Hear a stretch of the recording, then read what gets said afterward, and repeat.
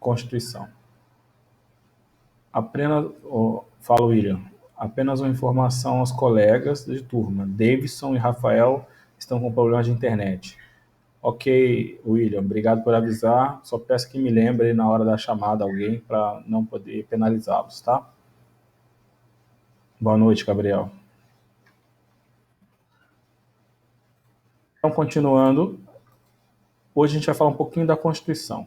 Primeiro vamos falar da estrutura da Constituição.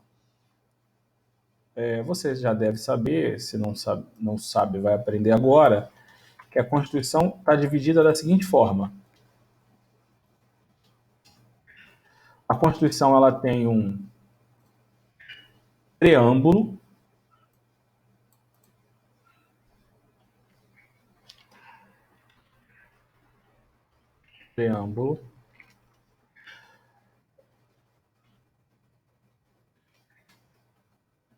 ela tem as normas constitucionais, propriamente ditas,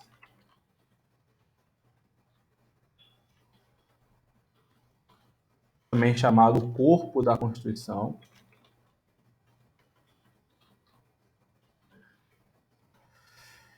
e ela tem o ADCT. A gente até comentou dele, né? Mas é bom colocar ele no seu lugar, né? São os atos e disposições constitucionais transitórias.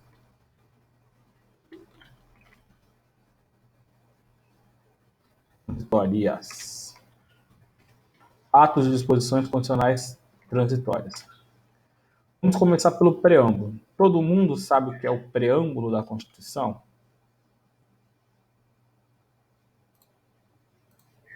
Primeira pergunta.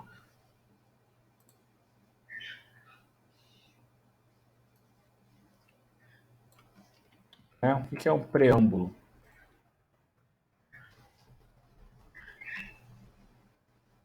Muito bem, Luciano. Exatamente isso. É um texto introdutório, né? Um texto de abertura. Primeira pergunta é isso. Então, o que tem nesse texto? Coloquei para você. Nós, representantes do povo brasileiro, reunidos em Assembleia Nacional Constituinte, para instituir um Estado democrático, destinado a assegurar o exercício dos direitos sociais, individuais, a liberdade, a segurança, o bem-estar, o desenvolvimento, a igualdade, a justiça, como valores supremos de uma sociedade fraterna, pluralista e sem preconceitos, fundadas na harmonia social e comprometida na ordem interna e internacional, com a solução pacífica das controvérsias, promulgamos, sob a proteção de Deus, a seguinte Constituição da República Federativa do Brasil. Então, esse é o nosso preâmbulo, é o nosso texto introdutório. A segunda pergunta que vem, né, inclusive para fins de prova, foi a que o Luciano já respondeu, né? O preâmbulo, ele constitui uma norma constitucional, né? Ele tem teor constitucional. Ele respondeu legal, mas deu para entender, né? Porque, tecnicamente, pensando na pirâmide, legal estaria abaixo da Constituição. A pergunta mais correta seria, ele tem força constitucional? Né? O preâmbulo constitui, né, uma norma constitucional?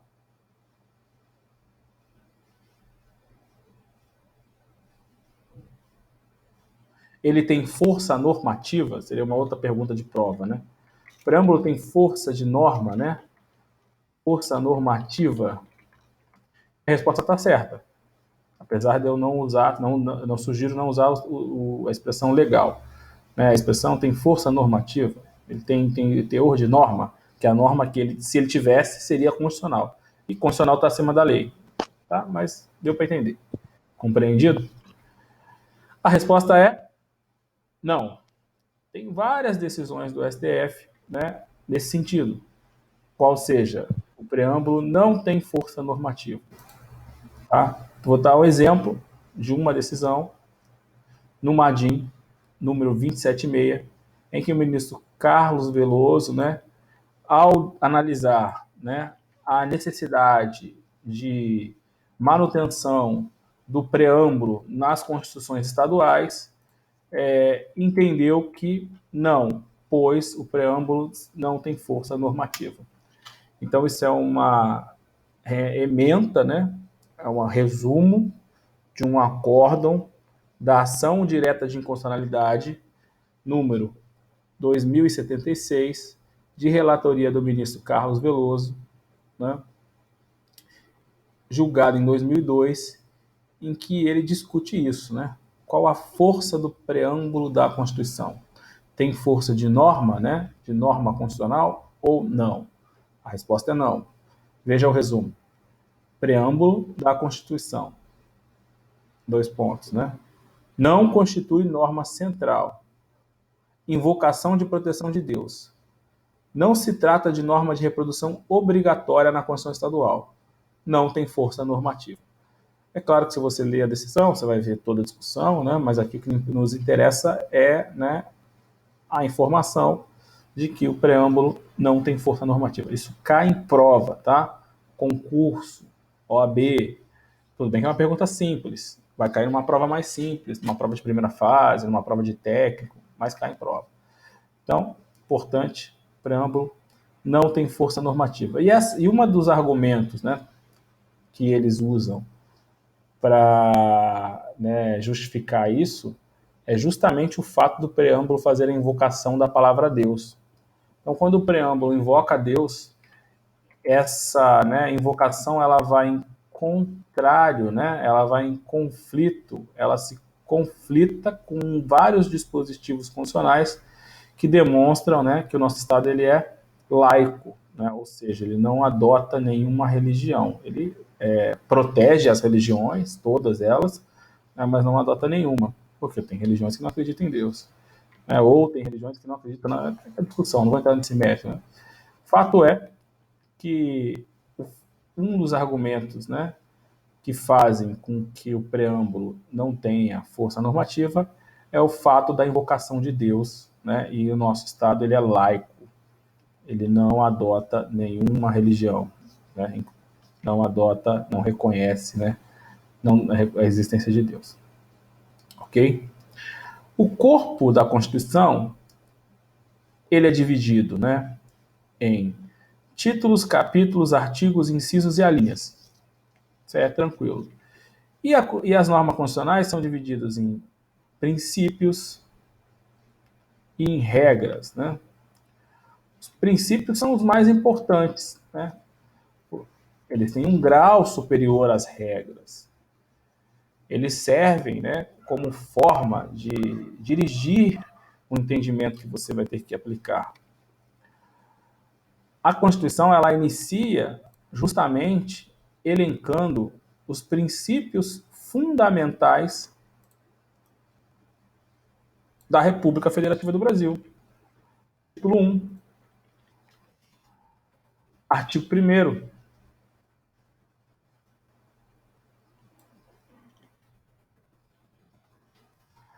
República Federativa do Brasil, formada pela união indissolúvel dos estados e municípios do Distrito Federal, constitui-se um Estado democrático de direito e tem como fundamentos. Então, a República já é um princípio, né? Qual princípio é esse? Princípio republicano.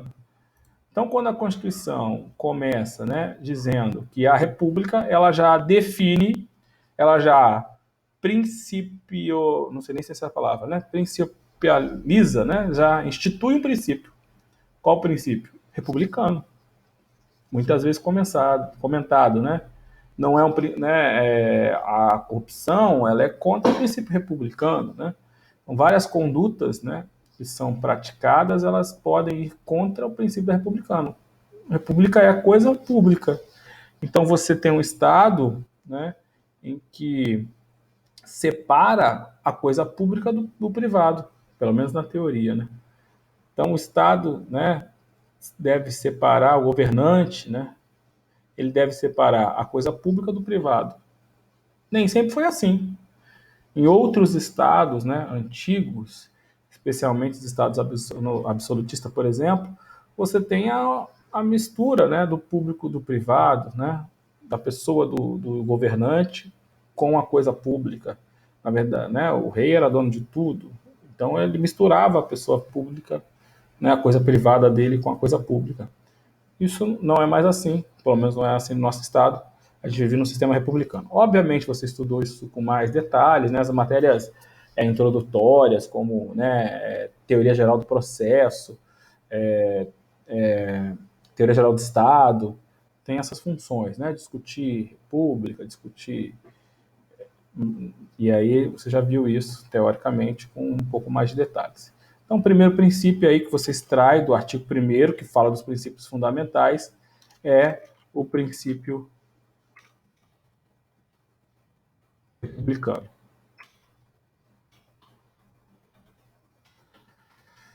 O segundo princípio é o federalismo. Vivemos num Estado federal, vivemos uma república federativa. Significa dizer que os, né, entes vivem, né, em conjunto.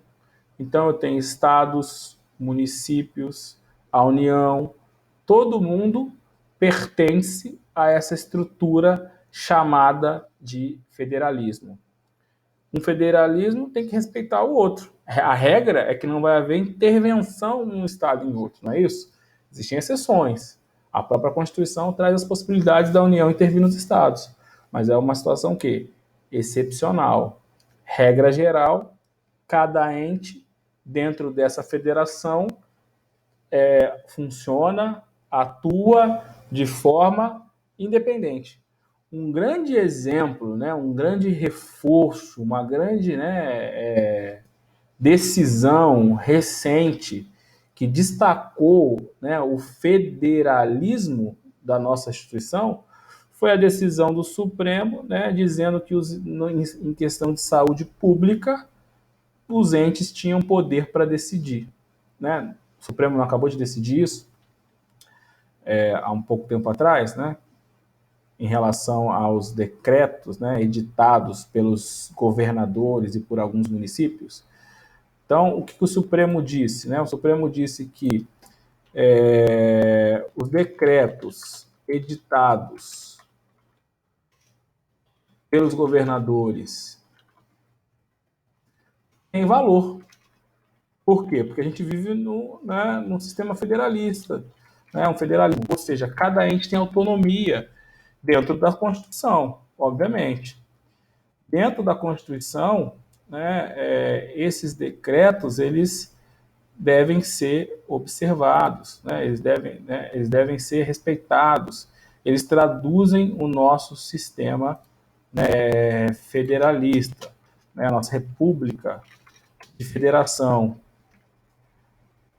Assim, achei uma decisão muito interessante, né?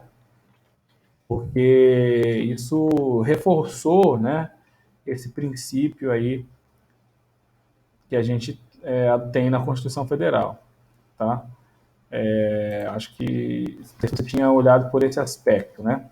Então, o STF, o que ele fez? Ele reconheceu a competência concorrente dos estados, do Distrito Federal e da União para enfrentar e editar normas da pandemia. Né? Isso aconteceu num julgamento da ADI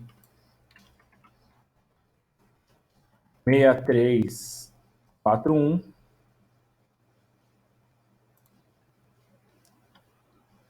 Não sei se já está disponível. Se estivesse disponível, seria um ótimo trabalho para você fazer. Totalmente atual, né? E que discutia, né, a MP 929 do governo federal e que restringia a competência, né, dos estados, né, e dos municípios para as políticas sanitárias, né, de enfrentamento ao coronavírus. Tá? Em resumo, né, o STF afastou essa MP, né, para mitigar aí esses efeitos. Dá uma olhadinha aí nessa matéria, tem matéria aí do STF. Eu vou ver se a DIN está liberada para mandar para vocês. Porque o que acontece? Só para quem não sabe, né? Você tem um voto elevado para, né, o colegiado vota e o relator, né, ele decide, e depois o relator ele vai formalizar o voto e esse voto vai ser publicado. Então, às vezes, a decisão acontece sem que o voto final esteja finalizado. Então, isso pode demorar um tempo para sair. Ok? Vamos continuar. Voltando aí para o artigo 1º, né? A República Federativa do Brasil, formada pela união indissolúvel, né, dos estados e dos municípios do Distrito Federal, constitui um Estado democrático de direito e tem como fundamento. Então, Estado democrático de direito, né, não precisa nem dizer, né, democracia é um outro princípio do nosso Estado brasileiro. Então, o nosso Estado ele tem como fundamento, né, principiológico, a democracia. E você estudou, né, democracia o que é? Democracia o povo no poder, né? O povo participando do processo político decisório. É claro que a nossa democracia é uma democracia representativa, né? Em que você, né, o povo ele não tá, ele elege alguém para se representar, entre outras coisas, né? Tudo isso você sabe, né? Sabe melhor que eu, ok? Então, Estado democrático de direito, né? Demonstra, né, o nosso estado de organização da sociedade, tá? Continuando, né? Soberania, inciso 1. Já deve ter visto também em Teoria Geral do Estado, né? O que é um Estado soberano?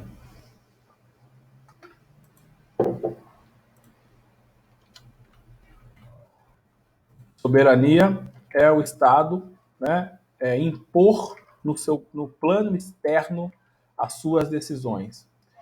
É o Estado, né, estruturar-se juridicamente sem interferência de outro poder.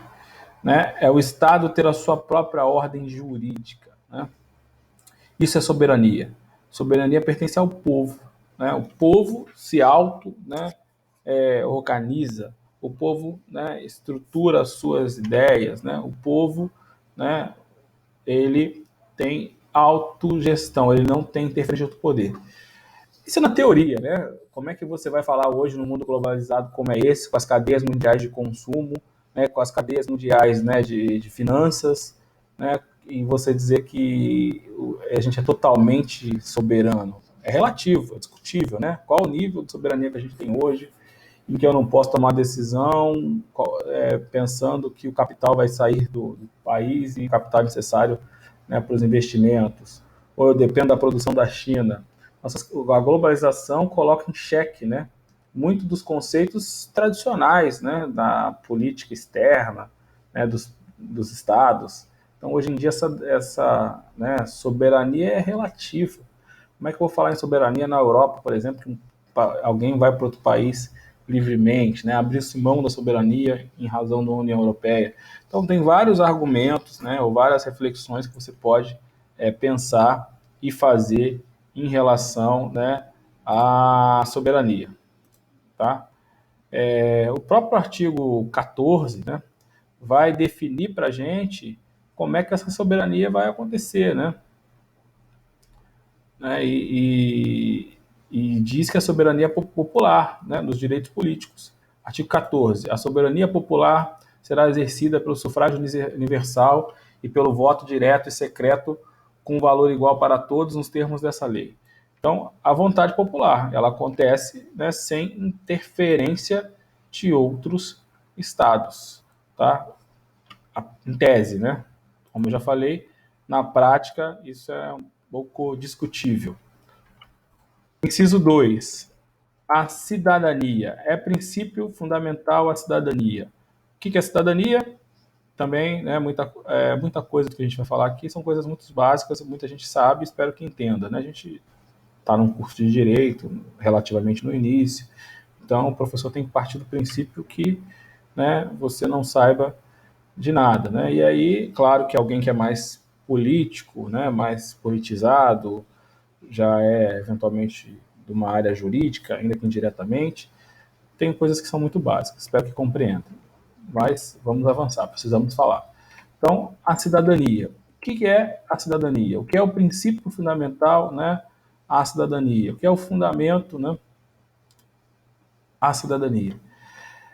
É o direito, né, que o indivíduo tem de gozar dos seus direitos, né, civis e políticos. Né? Ser cidadão, já deve ter ouvido falar termos assim, né, é votar e ser votado, né, um exemplo, né, de exercício da cidadania, é cumprir e exigir o cumprimento das leis daquele estado que você está inserido.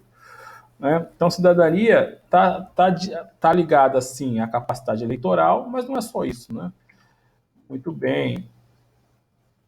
Adieiro, não entendi, William.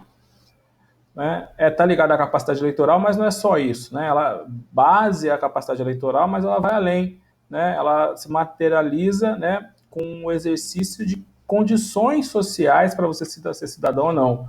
Como é que eu posso ser eleito se eu não tenho acesso a um fundo partidário ou não tenho dinheiro para a campanha, por exemplo, e todo mundo que vai se eleger tem um grande capital político?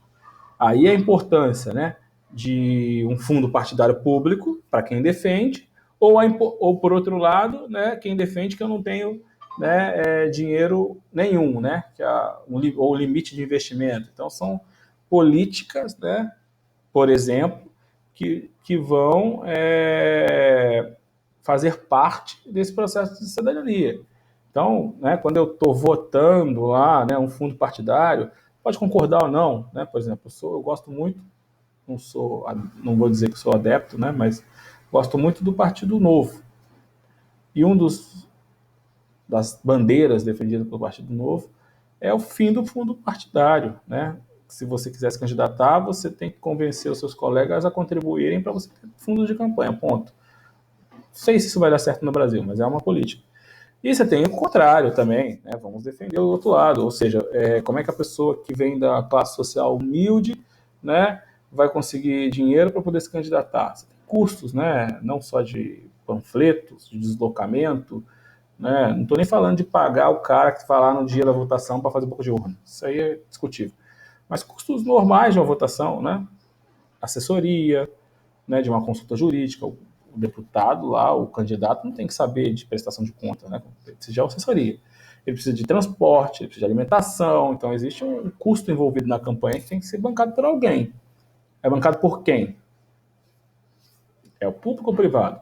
Tá, mas para mim que sou de uma classe social melhor, eu vou ter mais condições, as pessoas que vão me apoiar vão ter condições de doar, e eu que venho de uma comunidade, então não vou ter. É uma crítica, né, essa política do Partido Novo. Como é que se faria para uma pessoa humilde, né, se candidatar, sendo que a sua base eleitoral é mais humilde, consequentemente não vai ter doações, as doações são muito menores. Mas é uma crítica, né? A gente tem, tudo tem os dois lados. Então, para uma igualdade, né, de exercício de cidadania, talvez o fundo partidário seria interessante, não sei. Né? Aqui eu não estou aqui para te dar as respostas, estou para fazer perguntas. Direitos e deveres, muito bem, é exatamente isso. Tá? Então, ser cidadão é cumprir, ser cumpridor dos seus direitos e deveres.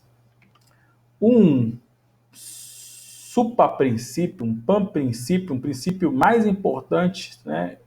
Apesar dele não ter ganhado essa relevância, pelo menos não ganhou essa relevância em termos de ordem, né, na Constituição Federal, é o princípio da dignidade da pessoa humana. Então, hoje em dia, né, cada dia mais,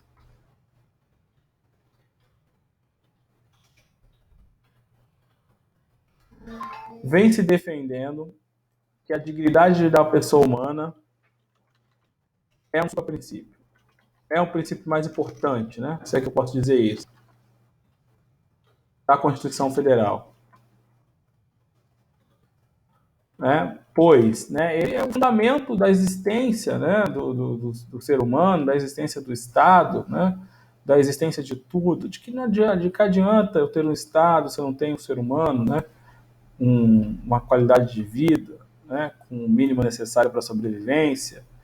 Então, a gente hoje, né, no direito, defendemos a colocação do princípio da dignidade da pessoa humana, né, do ser humano, da sua existência, né, do respeito à sua integralidade, né, ao mínimo existencial. Já ouviu essa expressão, né? Então, tem gente que defende que o ser humano precisa de um mínimo existencial a ser protegido pelo Estado. Então, um salário mínimo que dê condições dele sobreviver, dignidade, moradia, saúde, educação. Esse é o. Então seria o máximo da Constituição? Sim, é o que muita gente defende. Né? O princípio da dignidade da pessoa humana seria o ápice, o máximo da Constituição. O princípio mais importante, o fundamento da Constituição de todo Estado, de toda a sociedade. É o ser humano. Né? Defender a sua dignidade seria o essencial. O respeito, né, a esse princípio impõe que o Estado tem que garantir todas as condições necessárias de uma vida com plena dignidade. Então, né, pelo princípio da dignidade da pessoa humana, o Estado deveria garantir, né, deve garantir aos cidadãos uma vida digna, uma vida plena, né? Não só nas questões materiais, mas como espirituais. Aí vem a necessidade da liberdade de religião, por exemplo. Né? Então, eu posso, né, todos os outros direitos e deveres, no final das contas, vamos dizer assim, de forma mais simples, vão atender à dignidade da pessoa humana. Permito a religião, né, dignidade da pessoa humana. Salário mínimo, dignidade da pessoa humana. Então é o supra-princípio, né? O princípio, um dos que vem ganhando mais relevância atualmente. Você já deve ter ouvido falar sobre isso, isso é bem interessante. Outro princípio fundamental, valores sociais do trabalho e da livre iniciativa. Já fiz essa crítica para você, né? Novamente, eu não estou aqui para te dar resposta, estou aqui para te fazer perguntas, né? O que é mais importante? Capitalismo, né? Traduzido pela livre iniciativa, ou, né, a pessoa, né? O trabalho. Esse conflito já foi, né, desenhado lá, definido, explicado por Marx, né? E que compreenda a ordem do professor, a soberania permite que exista a cidadania como direito difuso e por corolário a dignidade da pessoa humana. Infringida a cidadania, o Estado soberano sancionando o fator. Você está querendo explicar a ordem da Constituição. É uma boa tentativa. Você vai brigar com um monte de gente aí que está escrevendo há muito tempo sobre a dignidade da pessoa humana deveria estar no primeiro lugar. Mas eu respeito, né? Essa é uma briga difícil, Luciano. Então, voltando aqui para os valores sociais do trabalho e da livre iniciativa, né? Eu já te disse isso, que talvez tenha sido de propósito. Colocou-se dois princípios que, a princípio, parecem antagônicos na mesma linha. Talvez seja, né, para provar para todo mundo, ou para dizer para todo mundo que eles estão iguais, né, que eles têm que ser tratados de formas iguais, que eles têm os mesmos pesos, né? Que não adianta. Essa é a discussão agora, né? De certo modo, né? Da saúde ou trabalho, né? Tá, mas essa discussão está passando por isso, né? Estamos passando por isso. Vamos morrer de Covid ou vamos morrer de fome, né? Dar muitos direitos aos trabalhadores, né? Valorizar demais o trabalho, talvez não atrapalhe a livre iniciativa, né? Porque o que é o valor social do trabalho? É eu garantir um salário mínimo bom, é eu garantir boas condições de trabalho, é eu garantir, né, benefícios desse trabalhador, né, eu valorizar o trabalho, né? Óbvio, né? Muito claro isso. Mas, por outro lado, né, numa economia capitalista, né, eu permitir que as pessoas empreendam e tenham resultado, eu fazer com que eles tenham resultado, tenham um lucro, né, que vale a pena, também faz parte.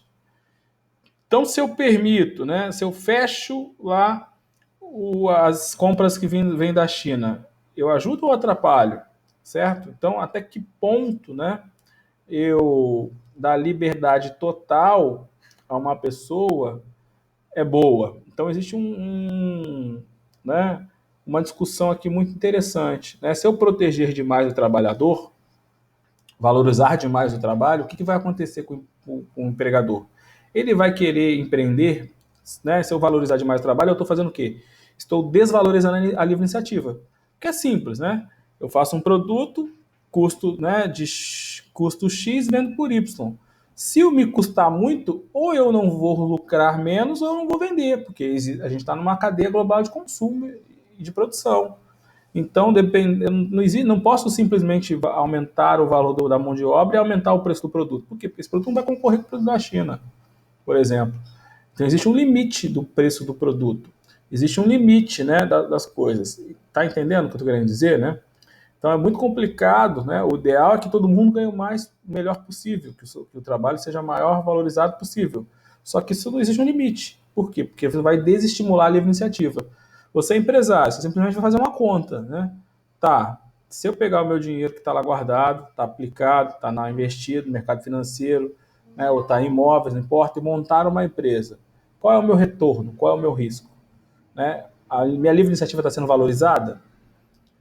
E um dos critérios, né, das contas, né, que eu vou fazer é o custo disso, né? O custo não só do salário, efetivamente, ou dos direitos dos trabalhadores, mas o risco de ações trabalhistas, né? Por exemplo, então tem gente que defendeu as reformas trabalhistas sobre esse argumento. Qual o argumento? Estava se defendendo demais o trabalho, né? Estava inibindo a livre iniciativa. Então a gente tem notícias, né? Não sabemos até que ponto é verdade, que algumas empresas fecharam e saíram do Brasil. Por quê? Porque era difícil trabalhar aqui. Então algumas multinacionais, bancos, por exemplo, não conseguiam explicar para suas matrizes como é que você paga tudo que está dentro da lei e ainda assim era condenado na justiça em algumas ações. Né? Então, a dificuldade da aplicação da lei, a interpretação também são problemas aí. Então, aqui é bastante teórico, a gente pode traçar aqui várias linhas de pensamento, né? Todas são muito importantes. Para uma prova, né, de OAB é muito fácil, é só você decorar o artigo primeiro. Olha que maravilha, né? Não, para uma prova de OAB, filho, tu lê o artigo primeiro várias vezes, acho que eu já te falei isso, né? Pega a Constituição, coloca na parede do teu banheiro aí, tipo pré-vestibular, meu irmão fazia isso, né? Coloca na parede do guarda-roupa, todo dia tu para e fica lendo a fórmula para decorar. Para a prova de concurso, é isso, né? Primeira fase, principalmente, é decoreba do artigo. O cara vai perguntar, são princípios fundamentais? A linha A, soberania, não sei o que, não sei o que, não sei o que. Tu tem que decorar, literalmente. Para uma prova mais inteligente, né, uma prova de juiz, o cara vai estar uma prova discursiva e você vai ter que fundamentar com base nesses artigos e, inclusive, discorrer sobre eles. Tá? Então, no primeiro momento, né, decoreba, no segundo momento, entender, certo? Valores sociais, trabalho e iniciativa. O inciso quinto trata do a língua sempre enrola. Pluralismo político, né? Então, a pluralidade, né, de pensamento político, né? A coexistência pacífica de ideologias, né? Então, a gente defende, inclusive como princípio fundamental, a variedade de posicionamentos políticos. Aqui vai outra crítica, né? Tem gente que critica que nossos partidos eles são, né, demasiadamente fragmentados. Eles são demasiadamente. O fato de eu ter, sei lá, salvo engano, tinha mais de quase 40 partidos, se eu não estou enganado. O fato de eu ter 30, 40 partidos aí em vigor faz com que eu tenha uma fragmentação muito grande e eu não consiga, né, ter bandeiras mais bem definidas. Eu não consigo que um partido que defende uma bandeira, né, um pensamento X ou Y, chegue ao poder sozinho. E aí o partido precisa fazer as coalizões, as reuniões. E aí muitas vezes essas coalizões são feitas por meios escusos, né, como foram, né, os mensalões, né, os petrolões, os dinheiros por partido, porque, né, como é que é isso? Tá bom, eu chego no poder, mas eu sozinho não consigo governar, porque eu sou muito pequeno, sou fragmentado. E eu preciso, então, de dizem que a gente é um governo de coalizão, tá bom, eu preciso trazer bandeira, só que o partido não defende sua bandeira aqui, né? Ele vai para lá porque ganha um cargo, né, no governo, e como muitos governos fizeram, não estou aqui para criticar, é só uma constatação, né? E aí você ganha um cargo lá, uma chefia, né, uma presidência de uma empresa pública, de uma caixa e tal, e aí ganha de porteira fechada, faz o que quiser, e aí desalinha o pensamento, e aí você pode, inclusive, colocar pessoas corruptas lá e não tem controle desse governo, né? Ou você paga o partido igual, né, dizem aí que o PT fez. Ok? O Bolsonaro, também, aqui eu bato em todo mundo, você já percebeu isso, né? Ele tinha uma proposta inteligente, né? Qual era a proposta, né? De nomear técnicos para os cargos públicos e não fazer essa negociação com os partidos, certo? Isso era interessante, inteligente, só que vimos que ele não conseguiu, né? Tá, sucumbiu, né? Ele já se aproximou do centrão. Por quê? Porque é muito difícil o que ele quis fazer, né? O nosso sistema ele está muito fragmentado. Tá, e aí tem várias discussões a respeito disso. Como é que eu faço para eliminar esses partidos? Vou colocar uma cláusula de barreira, né? Você deve ter ouvido falar sobre isso, tá? Conseguimos em partes inicialmente, sim, né? Foi um mérito dele, achei muito inteligente, interessante. Só que não se sustentou ao que parece, tá? Porque ele, né, já se aproximou do centrão e se ele tem que ter um cuidado muito grande, né? Porque esses partidos são aqueles partidos fisiológicos, né? Que estão sempre apoiando quem está no poder, ou seja, não tem bandeira nenhuma. O oposto também não é 100% bom, não, tá? Se você for para os Estados Unidos, olha só como é que a nossa aula é totalmente atual, né? Se você for para os Estados Unidos, que você tem basicamente dois partidos só, a população não está se sentindo representada.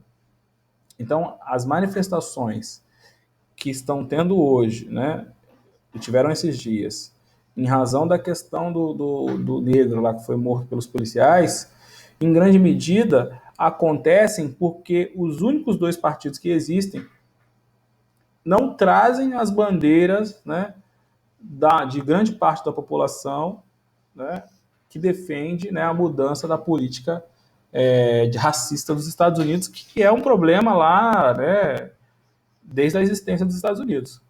Então, né, a gente tem como é que a gente fala, né, um complexo de vira-lata, né, como diz aí, no sentido de achar que aqui tudo é ruim. Tá, lá também não tá bom, e é o oposto. Qual será o meio? É difícil achar uma resposta certa. Né? Né, consegue visualizar essas questões? O Ministério da Economia conseguiu mais estabilidade política gerada, acabou forçando a integração. Sim. E não vou, assim, tá, eu vou criticar, antes era pior, né? Sei lá, sim. Estou defendendo não, tá? Será que ele teria que bancar para ver, né? Ou não? Não sei, não é difícil. Assim, né, lá 2013, né? Assim, a gente tem que ser a gente, como operador do direito, tem que ser um questionador. Né? Sempre. Será que é isso mesmo? Será que está certo? Questionador é importante. Questionar. Primeira coisa, eu acho importante aí, a gente tem que fazer, questionar. Parágrafo único você já conhece. Né? Todo poder emana do povo. Não é isso? Como é que está lá? Vamos ler aqui para você. Todo poder emana do povo que o exerce. Perdão. Quero não errar. Todo poder emana do povo que o exerce por meio de seus representantes eleitos ou diretamente nos termos dessa Constituição Federal.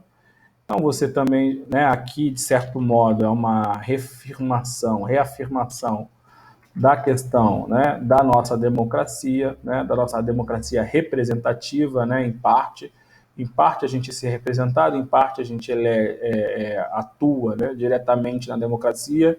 Quando que a gente faz isso? Quando a gente, por exemplo, né, vota, né, um referendo, um plebiscito, né, então assim, a gente decide diretamente as normas, mas são exceções, né, é o exercício direto da democracia.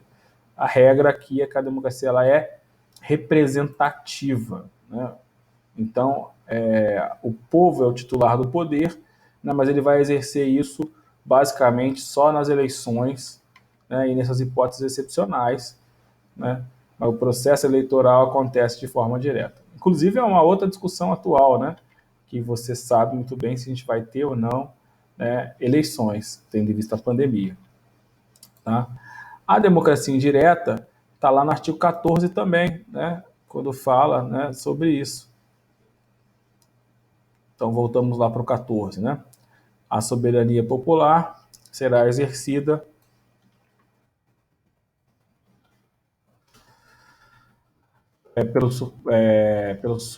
exercida pelo sufrágio universal e pelo voto direto e secreto com valor igual para todos e nos termos da lei, mediante plebiscito, referendo, iniciativa popular.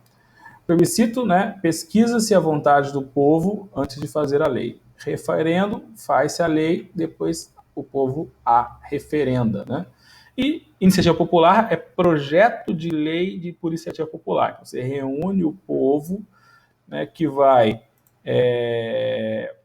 elaborar, né, um projeto de lei para entrar em vigor. Então, em outras palavras, né, o plebiscito ele é um referendo consultivo,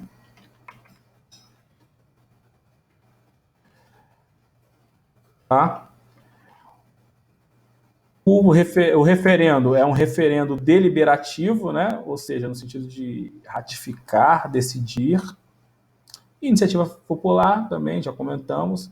Em outras palavras, é a possibilidade, né, de se apresentar um projeto de lei, né, pelo próprio povo ao Poder Legislativo. A doutrina entende, né, que a iniciativa popular é, sem dúvida, o melhor instrumento, né, de participação direta do cidadão nos atos do governo. Ok? A própria Constituição, né, novamente, em seu artigo 61, parágrafo 2º, né, estabelece os requisitos para esse exercício. Vamos lá no 61, a Constituição.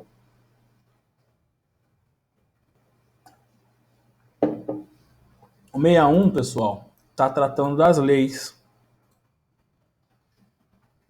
Diz o 61. A iniciativa das leis complementares e ordinárias cabe a qualquer membro ou comissão da Câmara dos Deputados, do Senado Federal ou do Congresso Nacional, ao Presidente da República, ao Supremo Tribunal Federal, aos tribunais superiores e ao Procurador-Geral da República e aos cidadãos, na forma e nos casos previstos nessa Constituição. Ok para você.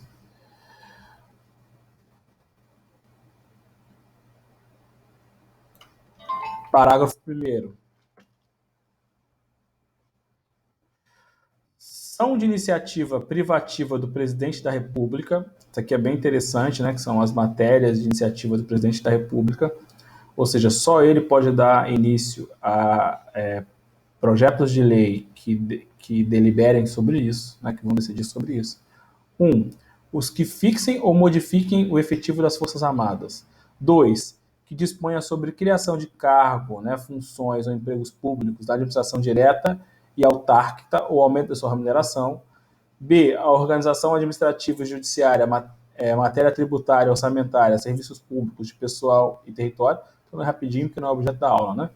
Servidores públicos e territórios, servidores públicos da União e territórios, organização, né? Vamos pular. O que nos interessa, que é o objeto da aula. Parágrafo 2º. A iniciativa popular pode ser exercida pela apresentação à Câmara dos Deputados de projeto de lei subscrito, no mínimo, por 1%, né, do eleitorado nacional, distribuídos pelo menos por 5 estados, com não menos de 0,3% dos eleitores de cada estado. Então, aquelas iniciativas populares que antigamente tinham, as pessoas ficavam colhendo assinatura, né, que você já deve ter ouvido falar, ela pode existir, né, e demanda, né, esse quórum de aprovação.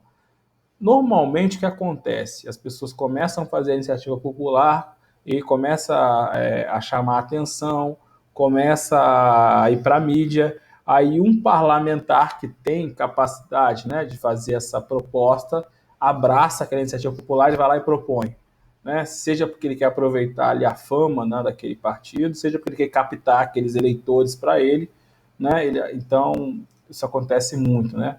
Um parlamentar acaba abraçando aí, né, aquela iniciativa. Então, às vezes eu nem consegui o quórum suficiente, aprovação em todos os estados, mas pela movimentação, algum deputado vai lá e abraça aquela iniciativa e acaba propondo o projeto. É o que normalmente acontece. Mas é bom, ainda que seja dessa forma, né? Eu acho que é importante e fortalece aí, né, o poder do povo. Né? O poder do povo ele é reconhecido. Ok? Artigo 2º. Foi o caso, por exemplo, da ficha limpa. Muito bem lembrado, Luciano. Obrigado. Continue participando, isso é muito bom, porque é muita informação, a gente vai complementando aí a minha com a sua e de todo mundo.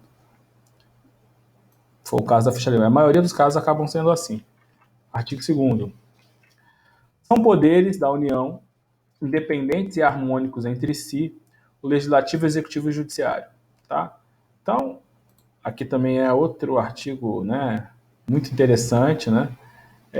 Adota, quem leu lá os artigos que a gente comentou lá sobre o 142, eles comentam aqui sobre o artigo 2º, não sei se você se recorda, naquelas reportagens lá sobre a intervenção militar, faz referência aqui. O artigo 2º, então, define, né, a nossa relação entre os poderes. O artigo 2º define que o Estado adotou, né, a tripartição, né, ou a teoria tripartite dos poderes. O artigo 2º, né, define aí que a União, né, são poderes da União, perdão, harmônicos e independentes de si, o Legislativo, Executivo e Judiciário. Várias discussões, né, se um pode intervir no outro, a ideia é que não, a regra é que não. Né, pela literalidade da Constituição, não, são harmônicos. E os termos de conflito, aqui, aqueles textos são ótimos, né, nesse sentido, devem ser decididos pelos próprios mecanismos previstos na Constituição Federal. Contribuições de Montesquieu, muito bem lembrado, Rafael. Esses poderes não só compõem a União, mas como também compõem os, né, Estados-membros, muito bom lembrar. Só que esses poderes não estão refletidos no poder, né, municipal de forma integral. Lembre-se que o município, né, não tem poder judiciário, por exemplo. Tá? Isso aqui também é outro tema que daria horas de conversa. Né? Bem teórico, obviamente. Continuando. Né? Artigo 3º. Constituem objetivos fundamentais da República Federativa do Brasil. Agora a gente mudou, né? Se antes a gente estava falando de princípios, né, de fundamentos, né, estruturais do Estado, agora eu estou dizendo onde eu quero chegar. Objetivo. Novamente, para fins de prova de OAB, decora. Quais são os objetivos? Né? Construir uma cidade de luz. É isso, não tem jeito. Constituem objetivos, aonde que o Estado busca, né, o norte, onde ele deve querer chegar. Né? 1. Construir uma sociedade livre, justa e solidária. Né? 2. Garantir o desenvolvimento, né, nacional. 3. Erradicar a pobreza e marginalizar e reduzir as desigualdades sociais e regionais. Promover o bem de todos, sem preconceito de origem, raça, cor, sexo, idade, qualquer outras formas. São objetivos bem ambiciosos, né? Sociedade livre, né? É muito difícil você pensar numa sociedade livre e numa sociedade desigual, porque as pessoas são livres até a segunda página, né? São livres até o momento que o dinheiro permite. Isso é muito complicado. né? A solidariedade também no Brasil é muito pouca, né? Talvez pela nossa pobreza, as pessoas cada um por si. A gente não tem histórico de ajudar as pessoas aqui, muito pouco, se comparado a outros países. Desenvolvimento também melhorou muito, mas ainda há muito se por fazer, né? Pobreza melhorou muito, aí, né, do mesmo jeito que eu elogiei o governo Bolsonaro, eu elogio o governo petista. Agora, reconheça, né, que muitas políticas públicas, né, para reduzir a pobreza e a desigualdade social foram objetos de governos petistas, governos de esquerda. Óbvio que teve problemas, como está tendo agora, né? Ninguém é santo, ninguém é diabo. Todo mundo tem defeitos e qualidades. Promover o bem de todos, sem preconceito de origem, raça, é bastante filosófico, é bastante teórico, né? Fato é que na democracia, né, promover o bem comum, buscar esses objetivos, parecem ser muito difíceis. Me parece que alguns objetivos talvez fossem mais alcançados se a gente vivesse num governo mais ditatorial, porque aí eu impunha muitas coisas, né? Por outro lado, perderia né, outras coisas. Você abre mão, né, da liberdade, abre mão da liberdade de imprensa, abre mão de muita coisa. Então, não sei. Justiça, né? Construir uma sociedade livre e justa. A gente do direito, principalmente, pensa muito sobre isso, né? Nas matérias aí introdutórias, que a gente chama as matérias introdutórias, não sei se você conhece, de matérias propedêuticas. Já ouviu essa expressão, né? Justiça é dar a cada um que lhe pertence, né? É um valor fundamental de uma sociedade, né, democrática moderna, né? O Estado tem essa função, assim como manter a liberdade. Da mesma forma, a igualdade. Tá? Não tem muito o que comentar aqui não, pessoal. Vamos para o artigo 4º, também bastante objeto de cobrança em prova de concurso. Acredito porque tenha muitos incisos, e aí é mais difícil você decorar. Então, você que vai fazer concurso, OAB, né, leia muitas vezes os artigos para que você consiga fixá-los. Né? Eu acho que se você parar para analisar, né, tá lá a prova de concurso, alternativa tal, né, são objetivos da República. Objetivo, por si só, é uma coisa que você quer alcançar. Não tem como você colocar uma soberania como objetivo, né? Consegue visualizar? Tá entendendo o que eu estou dizendo? Uma prova de concurso, tá lá, o cara te pergunta o que é soberania. Aí tá lá a alternativa A, perdão, o que é objetivo? E aí coloca soberania. Pô, eu quero chegar na soberania, eu nunca tive tanta dificuldade em decorar. Talvez se fosse uma prova discursiva que eu tivesse que citar, eu poderia até esquecer de algum. Agora, uma prova objetiva, eu acho que você parar para analisar, você consegue separar o que é um objetivo e o que é um princípio. Está entendendo o que eu quero dizer? Pela própria natureza, né, dos institutos. Nesse sentido, temos o artigo 4º, que fala também de princípios, né? Mas princípios não internos, organizativos, fundamentais, princípios entre as relações internacionais. Artigo 4º. A República Federativa do Brasil rege-se nas suas relações internacionais pelos seguintes princípios: 1. Independência nacional. 2. Prevalência dos direitos humanos. Olha os direitos humanos aqui novamente, né? Dignidade da pessoa humana. 3. A autodeterminação dos povos. 4. A não intervenção. 5. A igualdade entre os Estados. 6. A defesa da paz. 7. Solução dos conflitos, né, de forma pacífica. Repúdio ao terrorismo e ao racismo. 9. Cooperação entre os povos para o progresso da humanidade. E 10. Concessão de asilo político.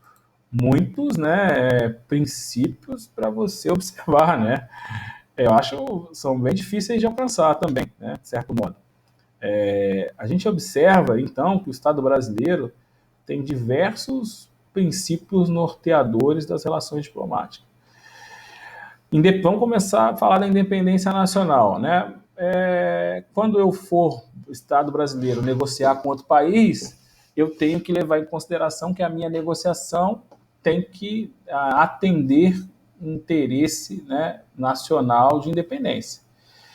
Independência não significa dizer apenas, né, existir, mas é existir com soberania, né, sem subordinação. Veja que esse princípio da independência nacional, né, das relações internacionais, tem tudo a ver com, né, ele se coliga, né, está interligado com o princípio fundamental da soberania.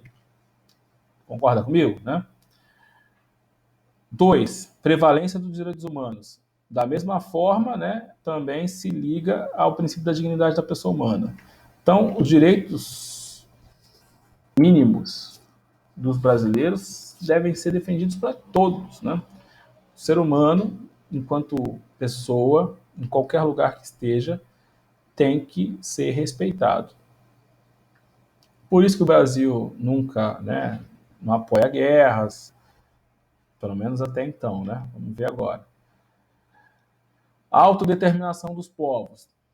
Liberdade, né? Então cada um decide o que quer para si. Do mesmo jeito que eu não aceito que ninguém intervira no país, também não vou intervir em lugar nenhum. Também complementa aí o que a gente falou dos direitos humanos. E complementa com o quarto, né? Não intervenção. Então você tem uma liberdade, né? Que é preservada em vários momentos. Igualdade entre os estados, né? Então o Brasil, quando for relacionar, ele tem que tratar com igualdade os outros estados. Também é só na teoria, né? Como é que eu vou tratar os Estados Unidos igual eu trato o Butão? Conhece o Butão? País da África? Deveria, né? Mas é difícil, pois existem influências, né? Decisões políticas. Na teoria, eu deveria tratar todos iguais.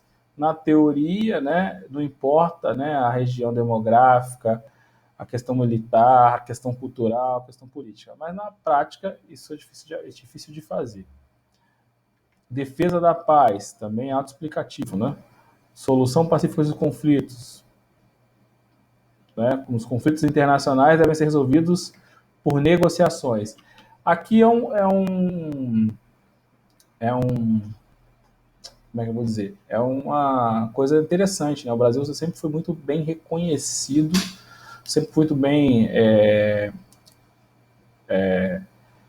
festejado, sempre foi muito bem elogiado pelas nossas diplomacias, né? Rio Branco sempre foi visto como uma carreira muito técnica, então sempre favoreceu. Até que ponto isso é bom, né? Porque pelos resultados que eles trouxeram, mas externamente ele é bem quisto, né? Ou era bem quisto em razão disso. Agora existe uma crítica da mudança, aproximação dos Estados Unidos, que também é válido. Eu acho que, né, mudança faz parte do jogo. Repúdio ao terrorismo, né? Eu acho que é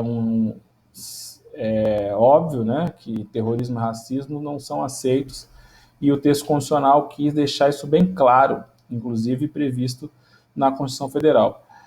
Você sabe muito bem que existe uma crítica na nossa Constituição Federal em razão do seu tamanho, né, da sua extensividade. Talvez não precisasse estar na Constituição, mas, né, está.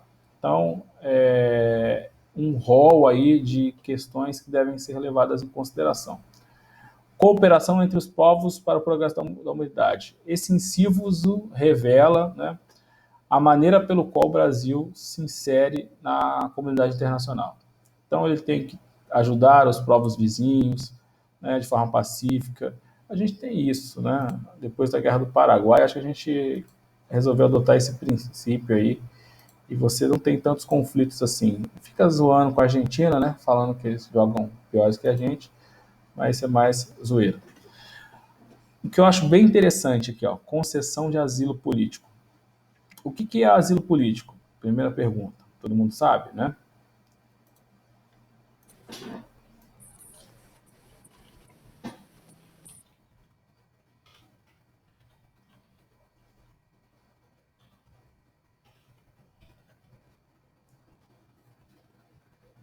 Asilo político, ninguém respondeu, eu vou responder, né?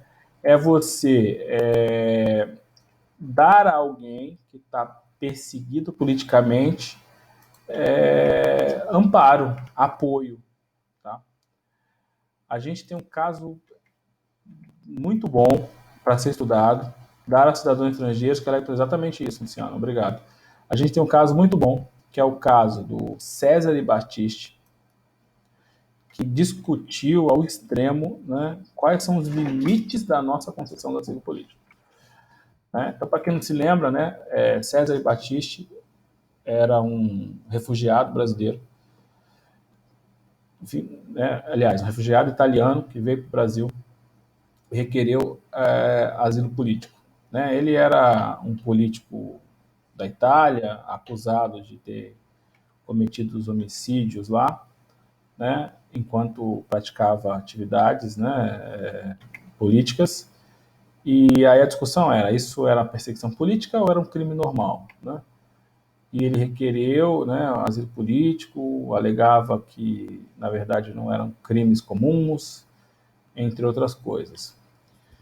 Estava no Brasil, né, desde 2017, salvo engano, né, ele foi preso e ficou aguardando, né, a decisão do STF sobre a sua situação.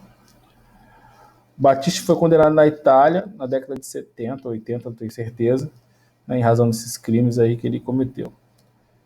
O Supremo Tribunal Federal, né, negou a extradição de Battisti para a Itália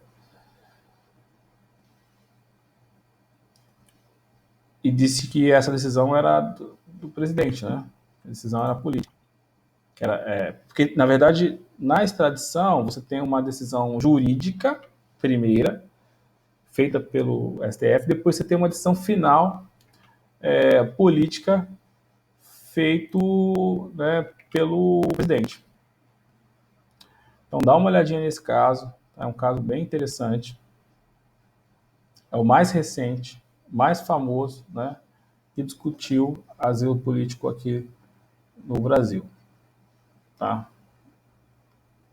Acho que poderia até ser o seu segundo trabalho. Vamos fechar? Porque já está tá muito perto. Então vamos lá. Temos 2 trabalhos. Resumo da DPF, trabalho número 1, 130. E trabalho número 2, a pesquisa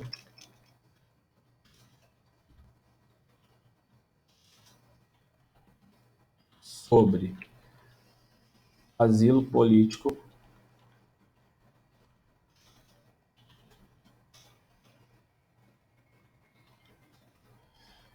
e o caso de César Battisti.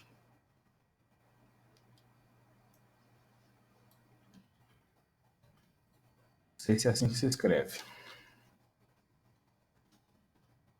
Vamos lá. Como é que você vai fazer?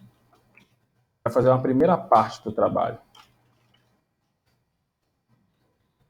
Explicando o que é asilo político, né? O que a Constituição estabelece, faz uma introdução jurídica, e uma segunda parte falando do caso concreto, contando a história, tem um monte de reportagem, tem decisão, não vai ter dificuldade. E o que foi decidido ao final. Acho que uma coisa complementa a outra. Estudo instituto e estudo instituto aplicado no caso concreto. E as discussões que surgiram dele. Gostou? Né? Esse é um tema muito importante, em voga, sempre tem alguém sendo preso aí e pedindo extradição, ou o Brasil pedindo, e é muito cobrado em concurso. Tá? Então, primeira parte, jurídica, pesquisa do tema, asilo político e extradição, né? Tá ali ligado ali junto. E a segunda parte, o caso em si do César de Batista.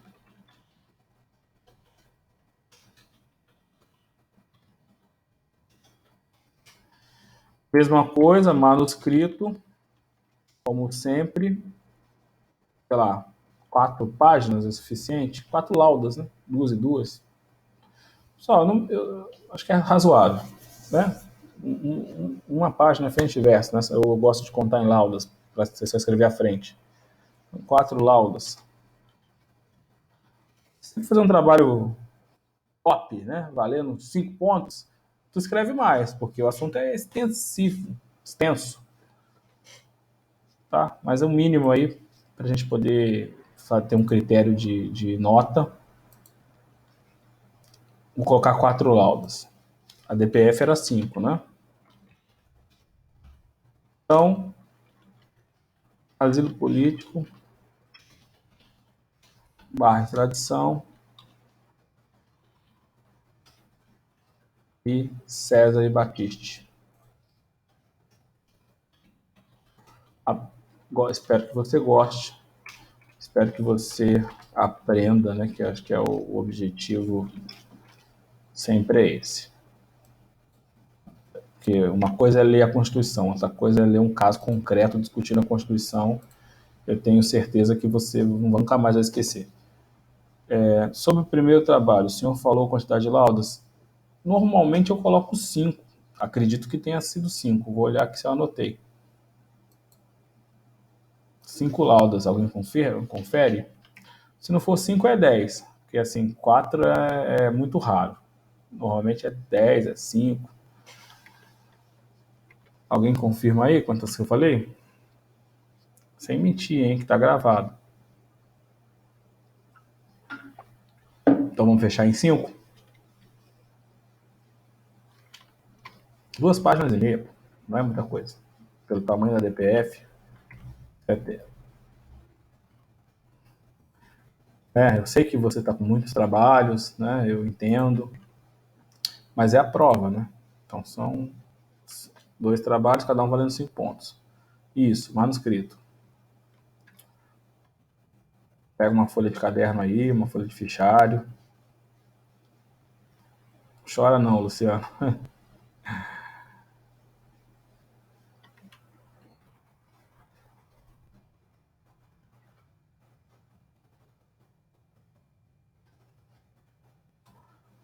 Vou dar uma moral para vocês, hein? Vou fazer. Quem não quiser fazer manuscrito pode fazer digitado, mas em compensação vai ter que colocar nas regras da BNT. Dito, né? Aí se você não souber, você vai ter que pesquisar. Tamanho da fonte, espaçamento, tudo. Vou conferir, vai ser critério de avaliação. Certo? Tem que ter fonte 12, 1,5. Melhorou? Que aí, em compensação, você vai ter menos trabalho de escrever, mas vai ter mais trabalho em formatar. Olha só como é que eu sou bonzinho. Manuscrito ou digitado ABNT. Quem não sabe, né, trabalho digitado tem que a faculdade tem que seguir as regras da Associação Brasileira de Norma Técnica. E aí tem vários critérios lá para você olhar. Isso aí. Times, pode ser Arial também. Ficou melhor? Fala aí. Eu tô sempre dando moral para vocês. Pô. Sempre dando moral. Boa, molezinha, molezinha. Não, não precisa de folha de rosto, não. Em regra, precisaria, né? Folha de rosto, isso aqui, mas aqui não vai precisar. Não vou receber o trabalho. Aqui vai ser por e-mail. Só coloco o nome no trabalho. Tá vendo? Não, o objetivo é ajudar. Assim, a preocupação com o trabalho digital, manuscrito, é para poder fazerem vocês fixarem melhor o tema. Minha preocupação maior é do aluno passar um copia e cola lá e jogar qualquer coisa. Mas, assim, como são temas que você vai ter que dar uma lida, né? Nem que seja para copiar, então acho que dá para fazer assim. Valeu, Isadora. Deu moral mesmo, não sei quem foi que falou aí. Então fechamos aqui essa parte introdutória, né, que falava do direitos, né, fundamentais, e vamos passar a falar do artigo 5º. Não vou trabalhar o artigo 5º assim, né, dessa forma direta. Eu quero trabalhar o artigo 5º com alguns assuntos que são mais importantes. O primeiro deles são os remédios constitucionais. Né? A gente vai continuar na aula passada, na aula que vem, Mas eu vou fazer uma introdução hoje. Remédios constitucionais. Sabe o que é? Já ouviu falar? Né? Tem uma noção? O que são remédios constitucionais? Né? Também são chamados de garantias constitucionais. Remédios constitucionais ou garantias constitucionais. Garantias. Né? Tema da próxima aula. Estou fazendo só uma introdução aí para a gente chegar até 9h30. Pelo menos. Eu não gosto de terminar a aula antes disso. Então, além dos direitos, né, que estão previstos no artigo 5º, que é o próximo que a gente está analisando, que tem vários, né? Você conhece lá o direito da liberdade, direito da igualdade, direito da moradia, entre outros. O legislador constituinte se preocupou em criar mecanismos, né, chamados de garantias, para que esses direitos fossem preservados, para que esses direitos, uma vez violados, fossem restabelecidos, né? Para que, se houvesse uma ofensa, né, nesses direitos, houvesse uma garantia de retorno à normalidade, um remédio àquele problema que era o problema da ofensa. Então você, tá bom, te dou o direito à liberdade, mas se alguém ofender esse direito, te prender, né, fora de uma situação de flagrante delito, ou ainda sem uma decisão judicial fundamentada, o que eu faço, né? Como é que eu faço para esse direito que é tão importante seja preservado? O próprio legislador trouxe essas soluções, que são as garantias, são os remédios. Um grande exemplo, falamos deles no trabalho, muito bem lembrado, né? Então, o trabalho tinha, né, uma função, né, já orientar você para esse assunto. Muito bem. Um grande exemplo é o HC, certo? É o principal, né, talvez, mais importante. O habeas corpus, ou HC, é um exemplo de remédio ou garantia constitucional. Para preservar o direito à liberdade, né, criou-se essa garantia, criou-se esse remédio. Tá? Então, em resumo, as garantias ou os remédios constitucionais são, né, coloca um conceito aí para você, são os meios postos à disposição.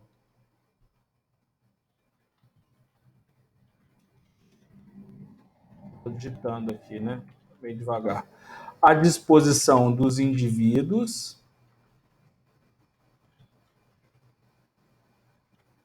e cidadãos para provocar a intervenção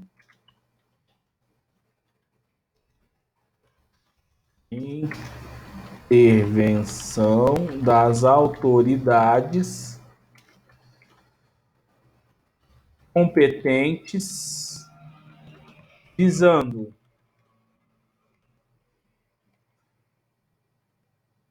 sanar,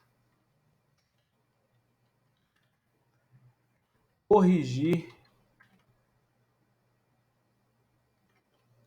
ilegalidades e abusos de poder.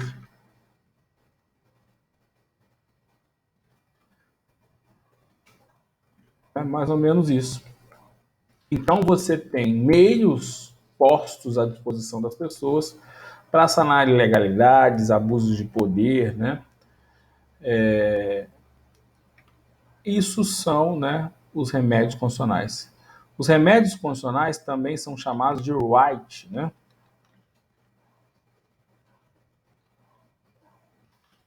Se eu conseguir. Ou writs, não sei qual é a tradução correta aí, a tradução não, né? A pronúncia correta.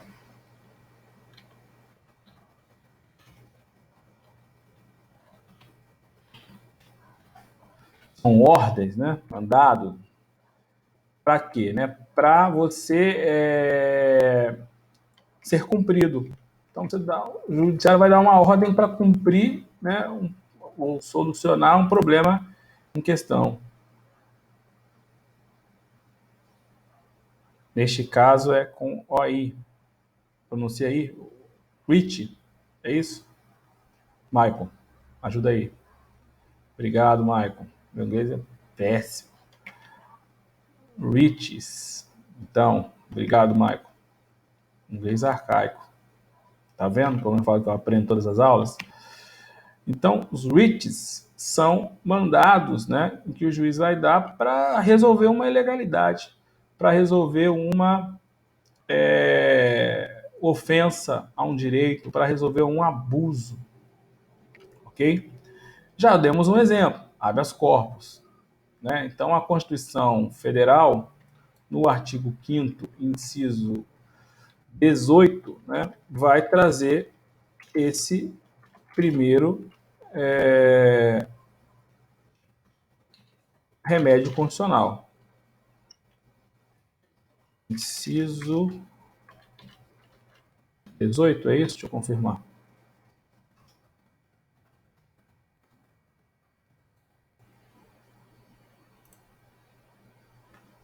Artigo 5º, inciso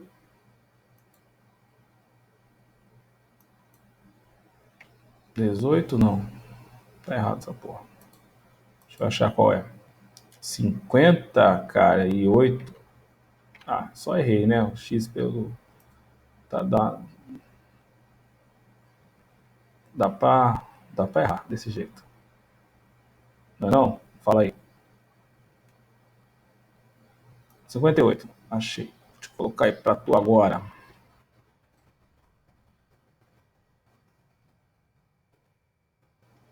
Ah, entendi, Maicon. Obrigado. Tu é professor? Inglês? Ou só é fluente? Conceder-se-á. Ah, obrigado. Ambos. Parabéns. Conceder-se-á habeas corpus sempre que alguém sofra ou se achar ameaçado de sofrer violência ou coação em sua liberdade de locomoção por ilegalidade ou abuso de poder. Certo? Então, o próprio texto condicional, o HC, serve para tutelar a liberdade de locomoção e o direito de ir e vir. Exatamente isso, Gabriel. Parabéns, né? Exatamente isso. O HC é um dos remédios constitucionais mais importantes, tá? O que ele busca, né? É proteger o direito de ir e vir. Existe o HC preventivo, já vou falar? O HC pode ser, né, repressivo ou o HC pode ser preventivo ou preventivo. O HC repressivo é a pessoa está presa e aí você pede o HC. E o HC preventivo se antecipa, né, a uma hipótese, uma eventual prisão e pleiteia-se o HC. É muito difícil a jurisprudência reconhecer e conceder um HC preventivo. Tentaram para o ITS. Assim, sabe o que acontece muito? Aí é um desabafo aqui. O HC, qualquer pessoa pode entrar com HC em favor de outro. Você não precisa, você não precisa de uma procuração do advogado. Entraram contra o Lula, lembra? Contra o Lula também entraram. Aí tem muito advogado que, tipo, vê alguém famoso ficar preso, aí faz um HC de qualquer jeito, de qualquer merda lá, e entra naquela porra. Por quê? Aí manda pra imprensa. Na verdade, muitos fazem isso, não sei se é o caso do Witson, acho que não, para poder se ficar famoso, né? Para poder aproveitar a mídia do momento. Então está se discutindo o Lula, o advogado vai lá, faz o HC e protocola o nome dele. E normalmente é negado. Eles nem julgam o HC, porque ele tem defesa, pô. Tem advogado nos autos, um outro advogado que não vai entrar com o HC, não tem sentido nenhum isso. Mas a maioria o faz, né, tentando pegar uma onda, né, na política. Isso vai para a mídia, né, e vai dizer que entraram com o HC, foi fulano de tal, e o cara tem lá os 5 minutos de fama lá no Jornal Nacional. Dificilmente isso é sério. Nesses casos famosos. Existem casos sérios da pessoa entrar com HC repressivo, preventivo, aliás, tá? Não sei se é o caso do Witzel, porque eu não acompanhei muito bem. É impetrado em uma instância, professor? Não entendi. Deve ser impetrado, né? Que acho que o Gabriel digitou. Em uma instância? É, 15 minutos de fama. 15 segundos de fama. Depende, né? Na verdade, o HC, você presume-se que tem uma autoridade coatora. Aí você tem que ver quem é a autoridade coatora, né, que supostamente está cometendo ou vai cometer a ilegalidade, e você vai entrar contra ele. Então, vamos lá, se é o delegado de polícia, é o juiz de primeiro grau. Mas se é o juiz de primeiro grau que deu uma decisão, né, que você entende que é ilegal e que entende que o caso é HC, porque quando é o juiz, às vezes não é HC, tem que ser um recurso apropriado, certo, né? Aí você vai entrar no tribunal. Então, existe uma regra de competência a ser observada. Onde é que eu vou entrar com HC? Depende quem é a autoridade coatora, tá? A autoridade coatora é quem está praticando o ato ilegal. Então, pode ser o juiz de primeiro grau, pode ser um desembargador do Tribunal de Justiça, né, dependendo qual for, ou pode ser até o ministro do STJ, do STF, dependendo de quem cometeu a suposta, né, ilegalidade. No caso, é mais um que aplicou a pena? Não entendi, o Gabriel. No caso, é mais um que aplicou a pena. Como assim? Não entendi. Manda um áudio aí, ou então digita mais. Certo? Então, o objeto do HC é a defesa da liberdade, ameaçada ou impedida, né? Liberdade, direito de vir, como muito bem colocou o colega. Tá? O HC tem previsão, né? Não só na Constituição Federal, mas também no CPC. Então, se você abrir aí o seu Código de Processo Penal, né? Vai estudar isso, se já não está estudando. CPP, perdão. Você vai ver aí várias disposições, né, a respeito do HC. Também não vamos invadir, né, a seara do colega, que depois vai explicar a questão processual penal, né, no momento oportuno, com mais detalhes. Requisitos. O autor só pode ser pessoa física, né, para impetrar, né, da entrada. Tem que ter um ato legal abusivo, como a gente já comentou, e o ato tem que ser proveniente à autoridade pública, né? Juiz, delegado, normalmente acabam cometendo. Já falei, né, do HC preventivo ou repressivo. Repressivo também é chamado de HC liberatório, tá?